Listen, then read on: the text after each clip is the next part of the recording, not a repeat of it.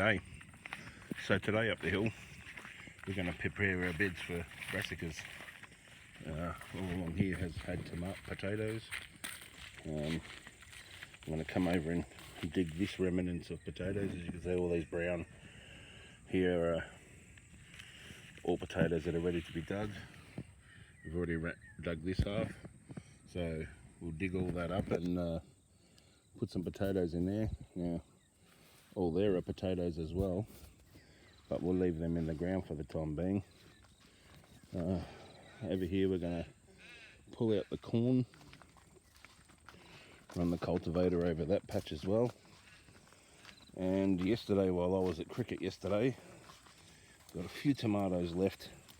They're all done and starting to fall off, so we're going to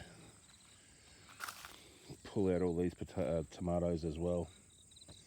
And Barry ran the mower over this section yesterday, so that row of tomatoes is coming out, and this row along this makeshift fence is coming out, and I'm going to have a crack at cultivating the whole lot today. Hopefully it's not too hard. It should be moist underneath.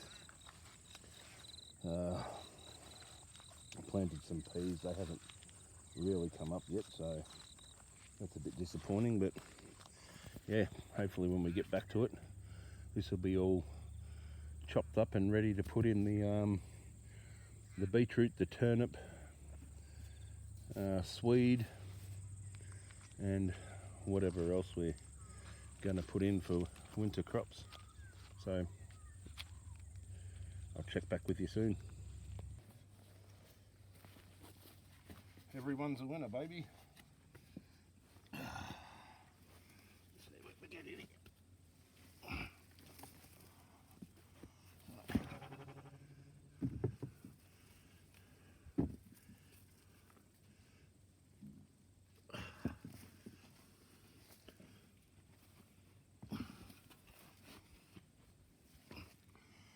See if I can do this without spearing any spuds. So there's a crop there, plant there, dig it up. There we go. There we go.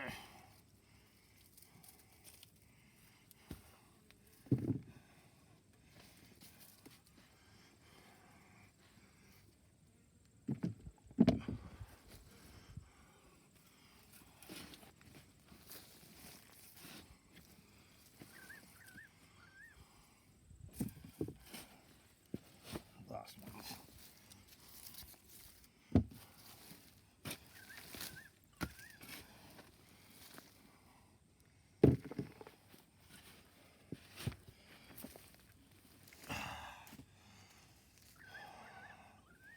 Yeah, so not a bad run for half a bed of spuds.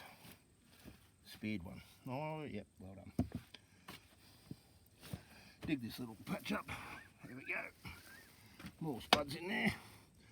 Pretty small ones these. Last at the end here. Got some good sized ones though. Give you a quick show.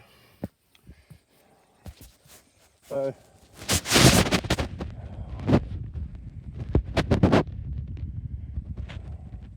there we go. That's what we've got. Of half a bed. Good sized spuds. So let's get crack on. Heaps to do.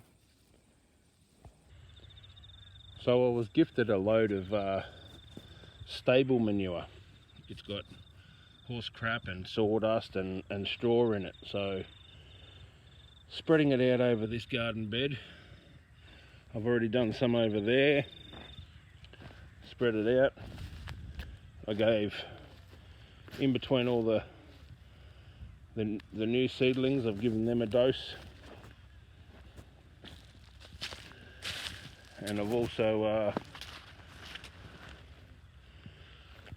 done the last year's potato patch, all covered in horse crap.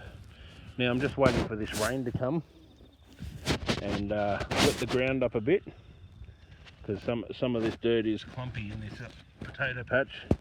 It really dried out I think I showed you on an earlier video all the concrete bits of rubble. So skies are gloomy. We're due to have rain until the weekend, so hopefully after a bit of a rain, and then I'll chop it in with the cultivator again and we'll see how it looks. Catching you doing some hard work, mate.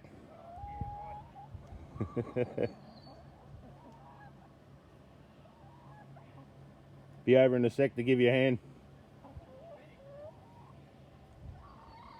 You can't bring that bag of shit. Yeah, right, no worries. Got that already somewhere. Might chuck a little bit around the rhubarb for me, feed. Yep, alright. Let's get into it. I'll make this short and sweet because the wind's picked up, but we've spread out all the horse manure, and I'll get on to hoeing it in this afternoon. I would have liked a little bit more rain, but either way, we'll hoe it in and then let it rain. We're due for rain on Sunday. It's now Friday. Get it all hoed in, and then we can get onto the process of preparing beds, and that will be the job done for the winter beds. So we've just finished the run and it's just starting to rain. Perfect time. Good old Briggs and Stratton. I'm going to do a video on that old girl later on to explain some things about old gear. But as you can see, we've chopped in the run. I'm a bit puffed because she fucking gives you a bit of, excuse the language, she gives you a bit of a workout, that old girl. But anyway, we've chopped in. The pumpkin are gone. We've got a patch over there. It's all been chopped in. And the piles have all been chopped in, raked in, chopped in. And they're looking fantastic. Now this bed is actually looking exceptional. It's nice, it's fine. And this is going to produce an autumn winter crop. We're thinking we're going to put the beetroot over here, the Swedes, the turnip, and any other winter root crops over here. More on this side. Along there you can see we've got brassicas and brassicas, so we're going to continue the brassica theme in this bed and probably continue the brassica theme in that bed. I'm wanting to put in a lot of brassicas this year because I don't know what this year is going to bring. We're in an election year this year, and I think we're having a bit of a reprieve of the narrative that's going on. But they keep giving you little hints and dropping little seeds about what's going to happen. So anyway, my gardening aim is to produce enough food for myself and my neighbour, who you saw earlier on, to not be self-sufficient, but be a little bit more self-reliant than relying on the system. I mean, you'll always get broccoli at Coles, Safeway, Aldi and whatnot, but you're going to probably be paying exorbitant prices. You might be paying up to $10 a kilo. Wow, you know. In the greenhouse this year, I'll probably concentrate on growing more brassicas. You know, my theory on the greenhouse is it extends your seasons on the shoulder. So you basically grow inside what you grow outside. It just extends your seasons. So it's getting a bit late at the moment to be putting in cabbage that's actually going to heart up in time.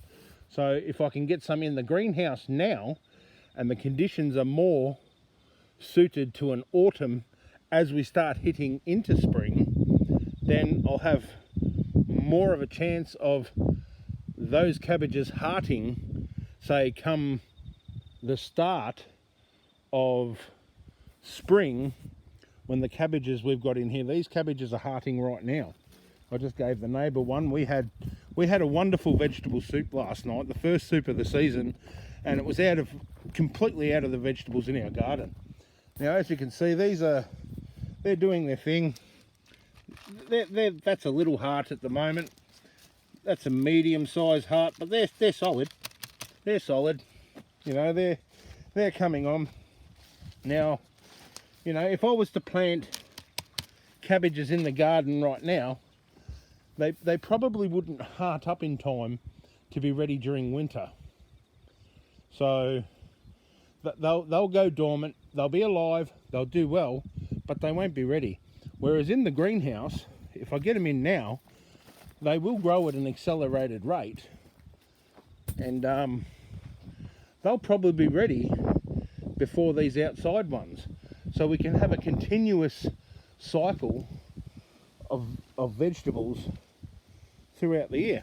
Oh, there's a nice purple broccoli starting, and yeah, these are coming along. I've put some of the manure on these, and I just gave the neighbour one of these ones. I mean, look at these. We've got broccoli on there, and we've taken the head out of that, and look at the side shoots on that broccoli. So we're producing already. I hope a lot of you are doing the same thing. You don't need a lot of space to be growing stuff. You don't need to grow, flat battery. You don't need to grow all your vegetables to supplement everything you eat. If you can grow some vegetables so you're not completely reliant on the supermarkets, then you're doing yourself a favour. The way I see it, gardening is not a hobby. It's part of your life. And we as human beings have gotten so far away from what it means to be human and in contact with the earth and in connection with our environment. It's not funny. We're just so comfortable with this technocratic society where everything's digital, and we'll go to the supermarket, and what happens if that all crashes? What happens if that all comes down? You know, just look out for yourselves, look out for your families, and be human beings about things. But enough of that. Anyway, here's a recovery. This is our Brussels sprout crop that I put a video out a little bit long ago. Everything's smashed. The Brussels sprouts have actually come back really well. Look at that. That's just sensational. I didn't think that was going to happen, but that's nature at its best. It shows you what's possible. Like I said, I've got rid of the pumpkin. I've got two other pumpkins off it. Our zucchini, apple cucumbers are finishing off. Still getting zucchini, still getting flowers. They're good sized zucchinis. Some are too large, but still producing more than we can eat. Anyway, until the next video, please, you don't have to have a plot of land to grow stuff. I've grown stuff in buckets. I've grown stuff on balconies.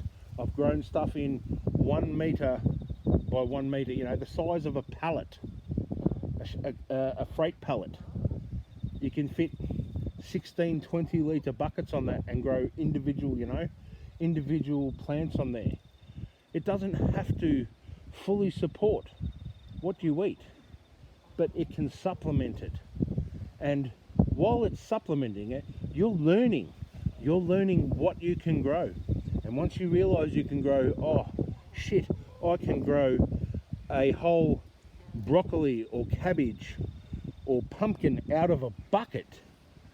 Imagine when you look at that little corner of space over there. That corner of space over there actually is probably 2 metres by 1 metres.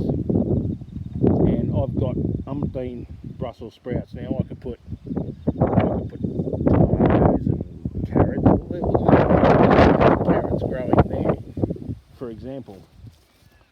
You know, here's a patch of carrots. They're growing. You know, don't think you don't have the time, because you create your own time. Because when people say they don't have the time and then they create their time, they just fill it with other shit, with other unimportant shit, and then they still complain that they don't have time to do stuff. Anyway, enough of my semi-political ranting. Until we come together on the next video when we start planting our winter crops, in autumn. I'll see you on the next video. Ciao.